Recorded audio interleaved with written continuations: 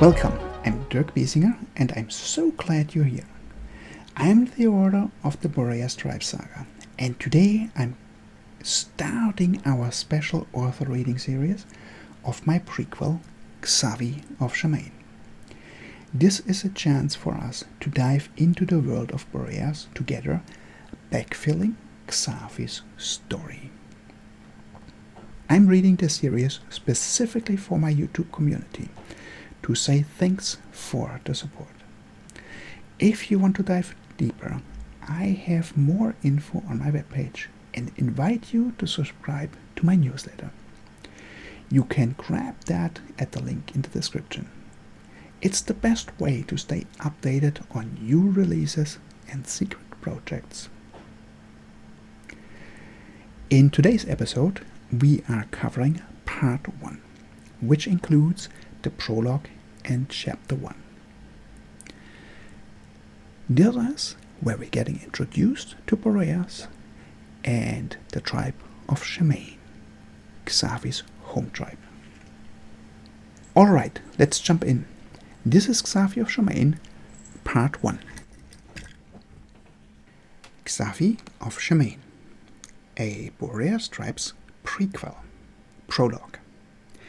The Order of the Elders on Boreas was established at the end of the Third Epoch, an era characterized by the collapse of the planet's populace, technology, and society after rapid development and expansion. The details of how and by whom the Elders were established are lost to the mists of history. It is assumed, however, that the same group is responsible for the creation of the tubes, both a reaction to the recognition that Boreas and its population were heading towards a collapse in economical, sociological, technological, and spiritual context. It was anticipated, correctly so, that this collapse would decimate the population and as consequence end Boreas' rule of the Central Galactic Empire. For details, refer the end of the Central Galactic Empire. Boreaspedia, 25th edition. Yule Festival, 21st December, 01, 5th Epoch. Yellna. On quiet wings, I glide through the night sky, steady now. The last remnants of the afternoon thermal are just enough for lift, making wing flaps nigh needless. Up ahead I can see fire where there is none on other nights. There is also a lot of noise. Those who walk on two legs are gathered in the clearing I prefer to hunt in, trampling the fresh green grass that started growing after the first rain finally ended the dry period a few days ago. I don't know if these fires upset my prey. I give a slow, methodical wing flap. Quiet now. There is this one spot where the four-legged scurry in the grass, usually. The ones with the long tail grow big and juicy and tender there. Much more to them, and much better tasting. Alas, that spot is right beside the grove, faintly illuminated by the flickering fires casting dancing shadows. I circle on quiet wings, watching the ground, seeing everything in the dark. The lights, the fires, are blindingly bright to my eyes. If I needed that kind of light to hunt, I'd fly by day. I can't hear my prey over the noise those large two-leggeds make. Why are they here? Should I go hunt someplace else tonight? There, at the edge of the grove. Movement. Yes! It is one of the larger ones, my preferred prey.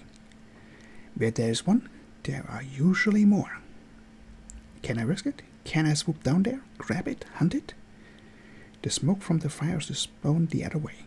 Good. Will the two-legged prey on me? They never have in the past, but then they usually are not here. What does it mean? If I circle around the grove and come from the other side, it is darker there. The two-legged are blind at night. They won't see me there. I'll be quick. Yes, this will work.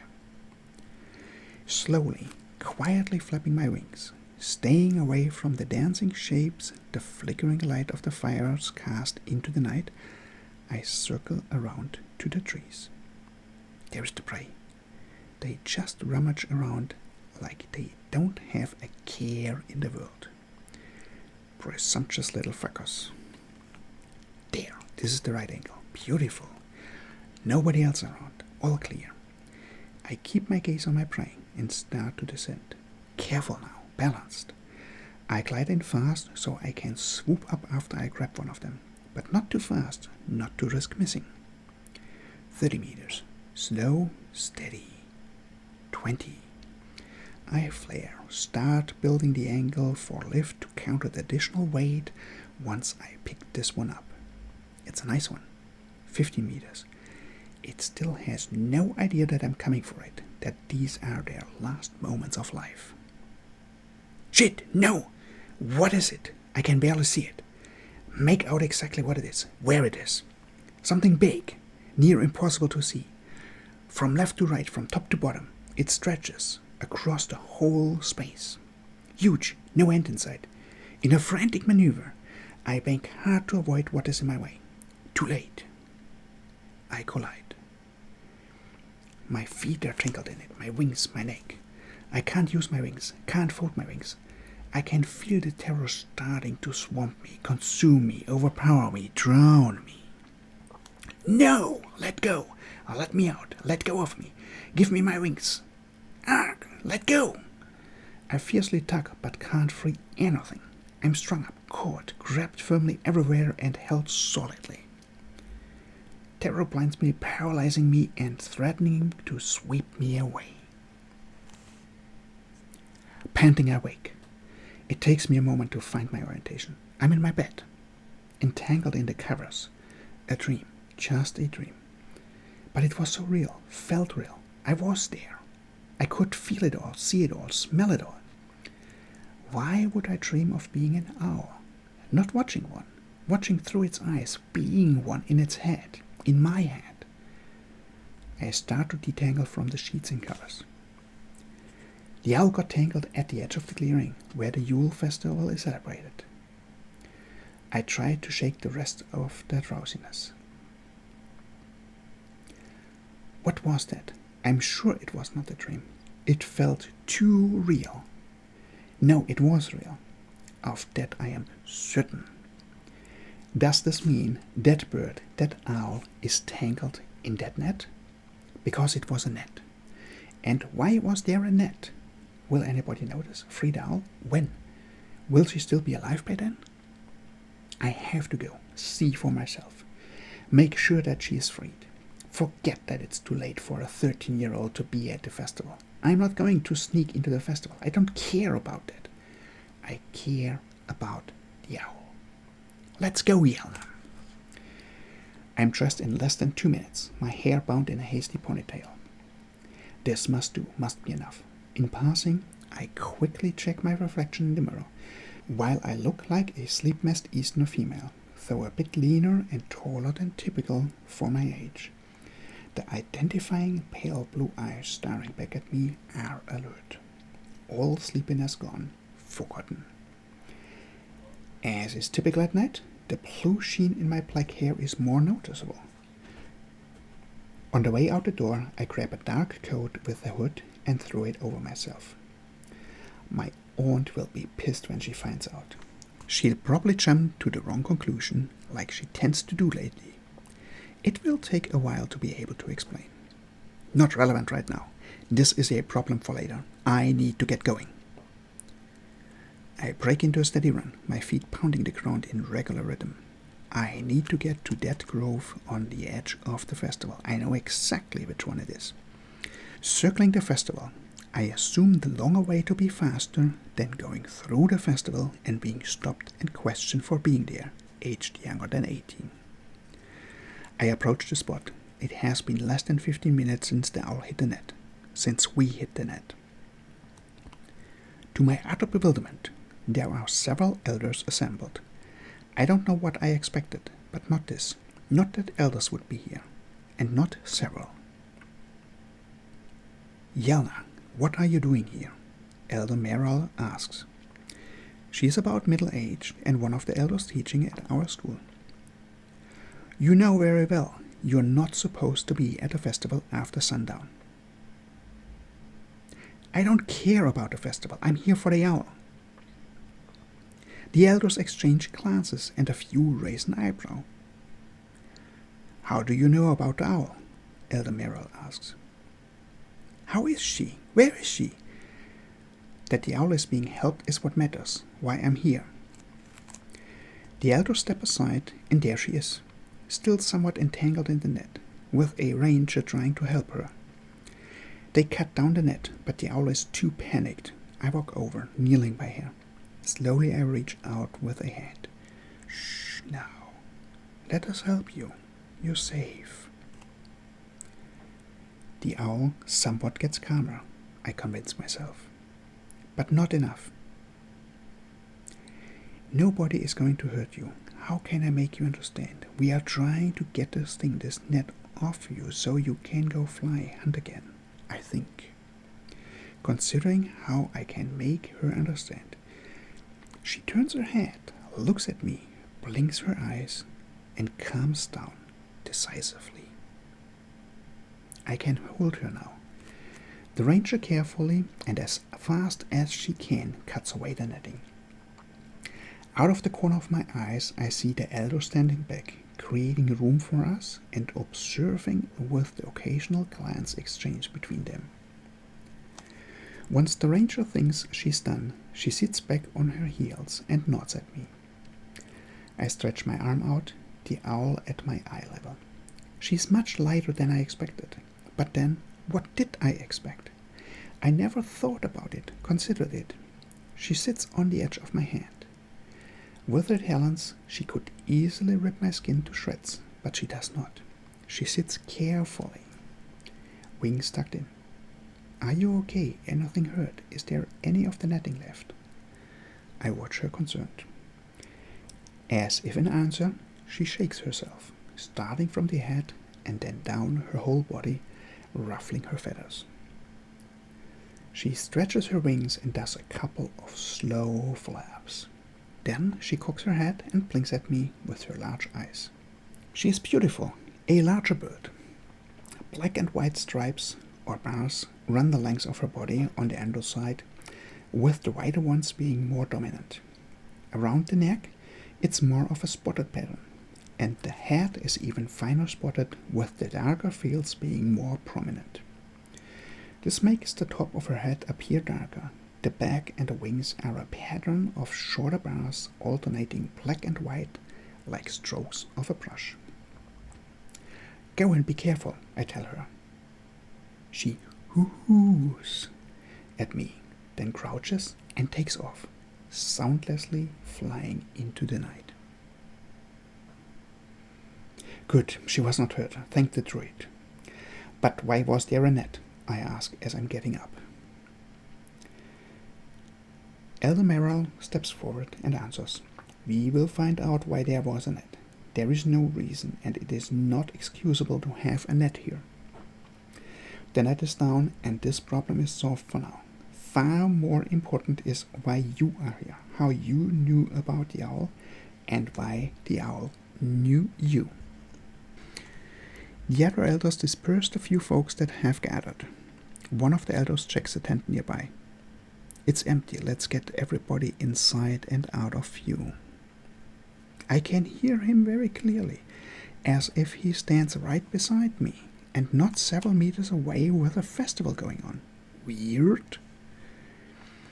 I start to move to get into the tent, and more than one elder looks at me, astonished. Elder Meral takes a couple large strides to catch up. I wonder, why are they all standing there like statues? Don't they want to get out of view? What are they doing? Once all are in the tent, Elder Meral looks at me.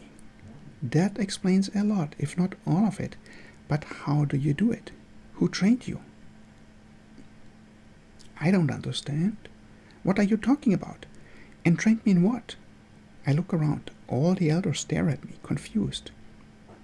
Have I done something wrong? Look at me, Elder Merrill commands firmly, but also gently, laying a hand on my shoulder, tenderly but assertively, turning me around so that I face her. You have done nothing wrong. Her mouth does not move. I hear her, but she did not speak these words. How? What? Sit, she says out loud, patting some cushions on the floor while she herself takes a seat. I'm too baffled to think about anything, so I follow her instructions and sit. I always liked Elder Merrill. It's something about her eyes. While she clearly sees everything, there's a hint of amusement or conspiracy of some up-to-no-good at the edges of these eyes. As most in this area, she is a typical example of the Easterner race. Slender build, bronze skin, hair dark brown or black with a brownish hue, and dark almond-shaped eyes. In her case, there's a sparkle of mischief to them. Once I'm seated, she gently continues. This is called mind talking. To some degree, it can convey more than just words. Most of the elders can do it, but not all. It is a long and difficult path to learn it. That you can do it without training is astonishing. This is how you were connected to the owl, and why the owl recognized you. Now tell us how you knew about the owl. I'm too dazed, too overwhelmed to do anything but answer. I'm not certain. I think it was a dream. I was flying, seeing the world, the festival, from the air. I think I saw it through the eyes of the owl. I also could feel the owl's thoughts, the decisions, and what to do. I could feel the air on the wings. Elder Merrill shakes her head in disbelief, astonishment, wonder. I don't know, maybe all? It was more than just a dream. You were connected to her, mind to mind. You were not dreaming of feeling the air on her wings. You experienced it. I have never heard of this, I whisper. This is scary. What does it mean? It is not exactly common knowledge. Elder Merrill settles a bit more, exchanging looks with a couple other elders. I'm not certain how much I can share at this moment. What I can tell you is that, as you have figured out, elders can do it. We learn it when we attend Elder College, and it takes us years to learn. Even then, only a few can do more than talking. To connect as deeply as you did with the owl, even in sleep, is very rare, exceedingly rare. I'm simplifying a few things here, I hope you don't mind. I guess this is confusing enough. What does it mean for me now? I whisper. A frightening thought forms.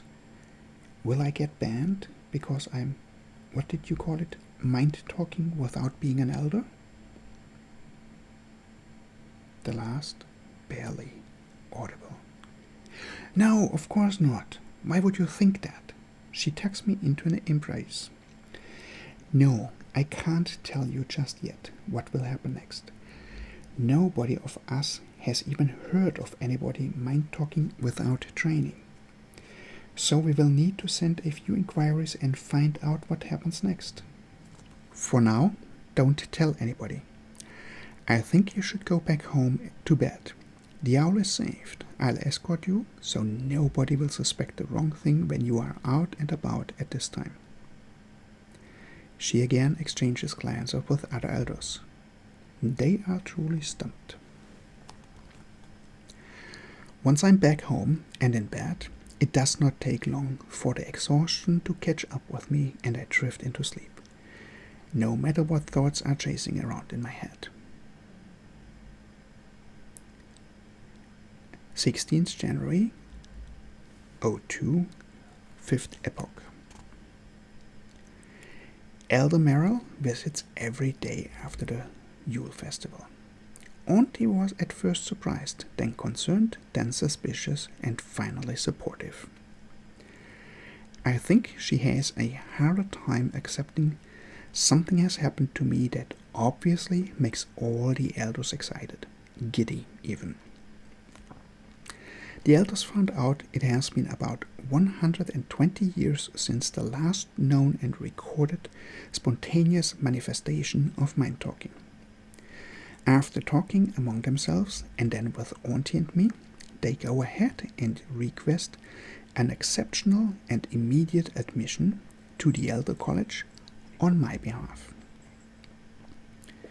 It is not only conditionally granted, but to their utter astonishment, it is granted quickly. From what Elder Meral says, it is unusual for folks under the age of around 30 to be admitted to the college, and it has been decades since the last youngster was admitted. Today is the day the delegation of the Admission Commission is expected in Shamain to make their final decision. Elder Meral expects 2 officials to visit, but when they come, there are 5. 2 males and 2 females in elder attire, and 1 female in a grey cloak with the hood drawn up. She appears to be younger than the others, and yet all seem to pay her respect.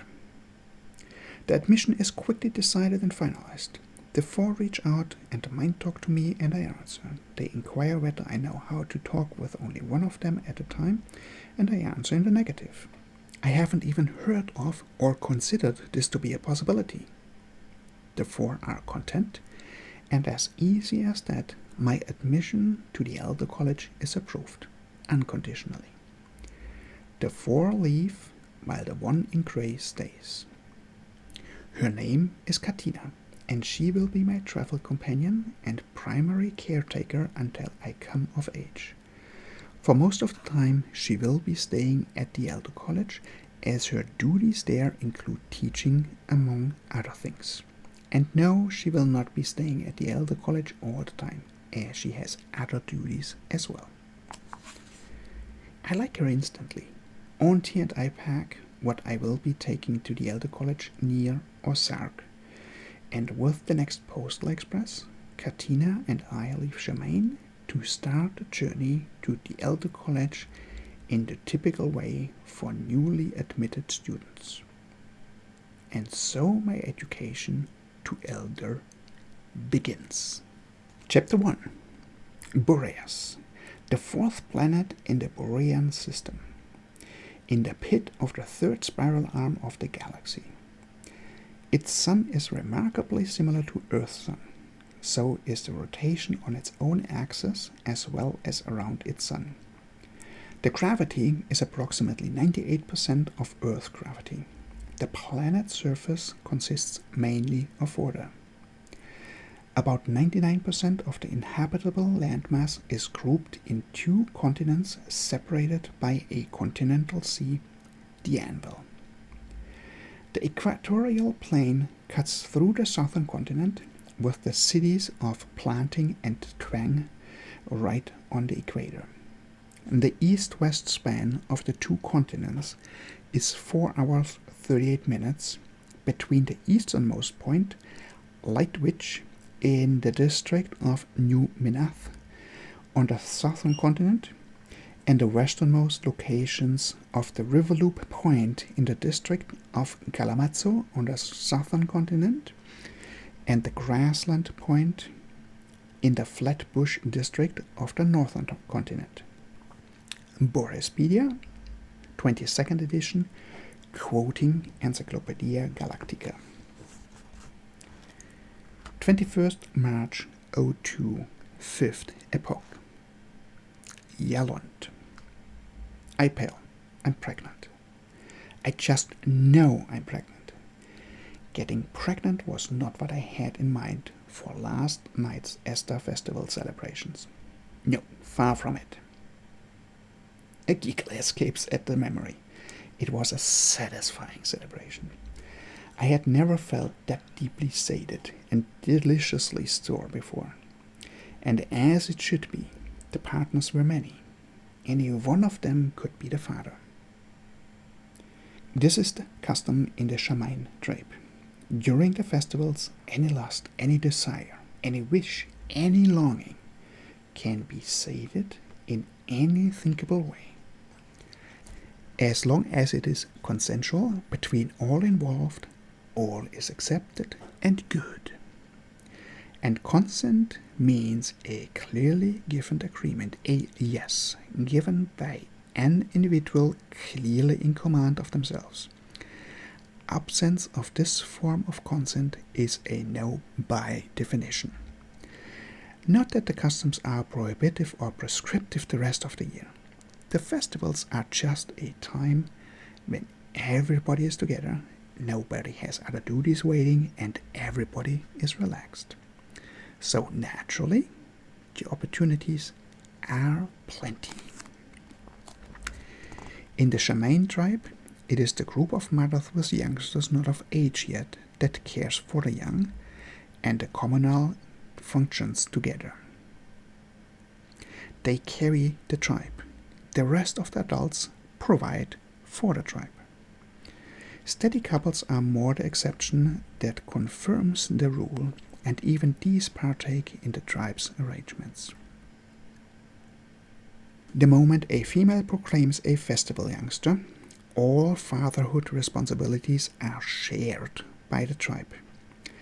And these customs differ from the typical on Boreas, and even in the region. It is more common to see steady couples elsewhere.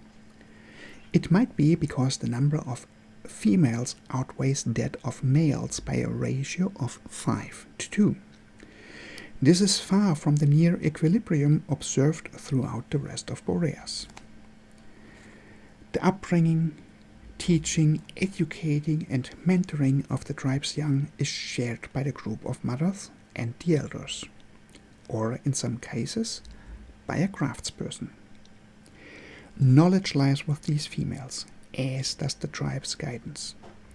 This naturally leads to them being the go-to group for all problems in the tribe and the first stop for advice. It also leads to many of the mothers being trained and introduced into the order of elders. Some join the sages, the most experienced of the females. Their advice is most coveted, their guidance the most considerate. I am on the way to see Serena, the oldest of the sages. The sages will guide me, help me, assist me, care for me, and be a resource during my pregnancy, birth, and the first few years of being a first-time mother. I also want to discuss what this means for what I had in mind for my life. My plan to travel, see Boreas, experience the world, learn the world. This won't be possible now, at least not in the independent and carefree manner I had envisioned. It's a nice sunny day. The white of the houses in Shamain has a friendly shine, popping against the clear blue sky. Blue accents throughout the town create the impression of a cooling effect and of the houses melting into the sky. Most of the roofs are flat, but nobody really knows why. I pass by a house that is a building site. The roof caved in when too many gathered there a couple nights ago. This is a lesson that needs to be relearned occasionally. The roofs are only okay for small impromptu gatherings in the afternoons or evenings. There is no real terrace up there. The space is not used for anything else. Now and then someone will try to dry the laundry or herbs up there on a makeshift contraption. But the seagulls have their own opinion about that and make it known with long streaks running down whatever is put up there. So, the roofs are not used for anything, really. I approached the near rectangular square at the town center, following one of the main roads of compacted dirt topped with a layer of crushed stone. When I pass one of the merchant stores, I catch my reflection in one of the large windows. I look tired. Not the staying up too late tired, no, but the exhausted and worn out variant. Several hours of physical activity leading to an uncounted number of orgasms will do that to you. The reflection is that of an about average height Easterner and having still the slender build of a youngster, not entirely filled out or getting a bit more rounded from the second decade of my life. I'm of age, will be 20 this summer. It is at this age Boreans typically choose their way of contributing to society. At least the way they want to contribute for now. They always can change what they do. The elders usually find a way to make it possible. My straight hair is the typical dark brown, falling to the tips of my breasts when I'm standing up tall. I giggle. I've kept my hair at this length since forever. Since before puberty changed my body and gave this decision a meaning of a completely different nature. My brown eyes are the same almond shape as any Easterner, with 3 small golden flecks in my right eye. It looks like the laying of the cobblestone on the town square will be completed soon. It's going to look good and eliminate the muddy mess in the rainy season from years past. Serena is one of the 5 sages living in the house of birth and departure. Here the pregnant go to give birth, and here everyone can go to depart this world, depart this life, on their own terms, in their own time. The house of birth and departure is on the northern side of the square, sitting back from the other houses, with a meticulously manicured garden in the front. It is a garden for walking, talking, sitting, thinking, and reflecting. A garden inviting all to discuss important life choices. A garden to welcome the new, and a garden for the departing. A garden to say farewell. A garden that fosters introspection, self-searching, finding yourself, finding your peace, finding the answers you seek. A garden that listens to the questions one asks. It is a refuge for the one staying behind, a place for consolation. If you could look down like an eagle, you'd see the house and garden together to be a circle, representing the circle of life itself. On the side of the town square, the side of the garden, a second circle, offset and similar sized, defines the front of the house and the end of the garden. The garden fills the resulting area of the 2 circles overlapping, the mandorla. Most likely Serena will be in the garden at this time of day. She usually is. I slowly wander along the pathways, enjoying this masterpiece, this pride of our town. Turning into the white section, I come up on Serena trimming a Camellia sinensis. One would not believe that Serena is in her 7th decade of life. She is energetic, wiry, witty, agile. Her dark eyes have the same sparkle, the same humor, the same unfazed expression as tweens have. Only her silver hair and the wrinkles around her eyes are testament to her additional decades of life experience. Good morning, Serena. Yalonde, good morning. She looks up, then lowers her eyes at me and cocks her head. It is a good morning, right? Yes, it is. And after a pause, I continue. I'm pregnant. Did you neglect your fertility-inhibiting tea? She asks, and sits down on one of the many benches, large and small, set out in the gardens. I sit on a bench opposite hers, across the gravel path. Of course not, and even if I had, I'm at the end of my cycle. 4 days ago was new moon. So you want the tea for after? You know it's not pleasant. Serena raises an eyebrow.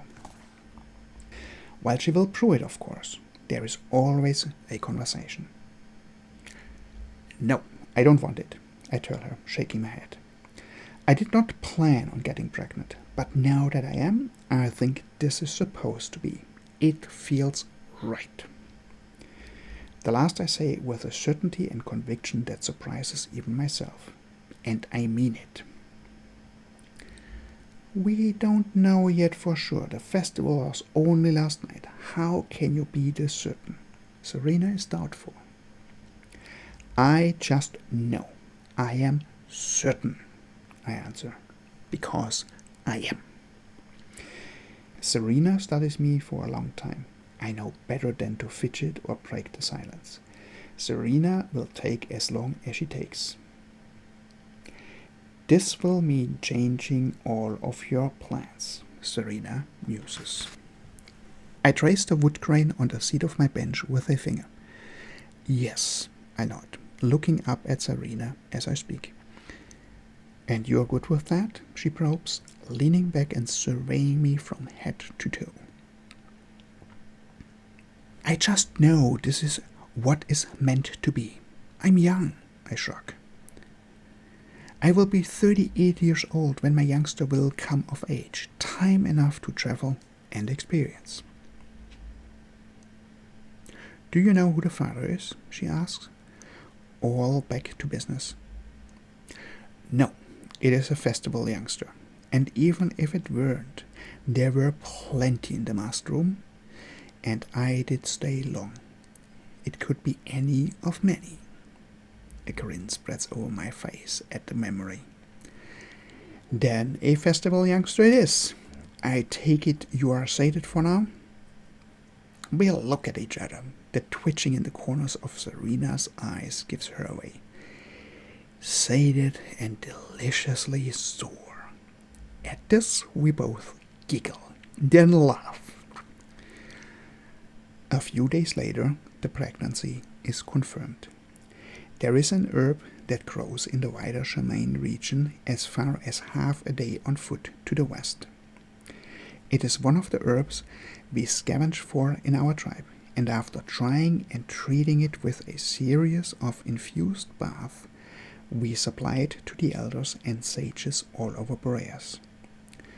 Once brewed in cold water for 24 hours, it is a reliable test for pregnancy. Within a month, I move into the house of the pregnant, behind the house of birth and departure. Not that there is much to move. I don't own much. I don't need much. Only the basics and a few sentimental things that I've collected over time. Once there, I learn to care for the newborn and their mothers. And over the next few months, I experience other births. All this has me prepared. And as I helped the ones that gave birth before me, I will be helped by the ones that will give birth after me. Of course, there are the much more experienced females, the midwives and the doulas, also the sages, with knowledge to handle the occasional different birth or other difficulties that arise. The only odd thing about this time is that Eris, my best friend since we grew up together in the House of the Young, keeps her distance. She's not unfriendly by any means, but she's just not there as usual. And that brings us to the end of today's reading. Yalonde is certainly in an interesting spot now. I'd love to hear your theories on what comes next for her and how this develops.